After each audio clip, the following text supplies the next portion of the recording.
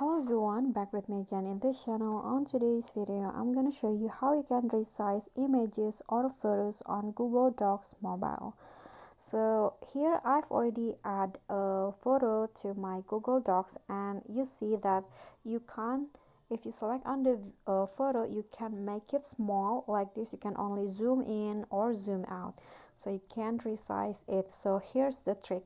What you need to do is click on a three dots icon at the top, this one, at the top right corner, and then change the layout into print layout. So click on this circle right here until it turns to blue, and then after that you can see the edges of the photo, and here is where you can resize the photo. So you can just drag it like so. To make it bigger, you can just drag like this, and to make it smaller, just do this like that.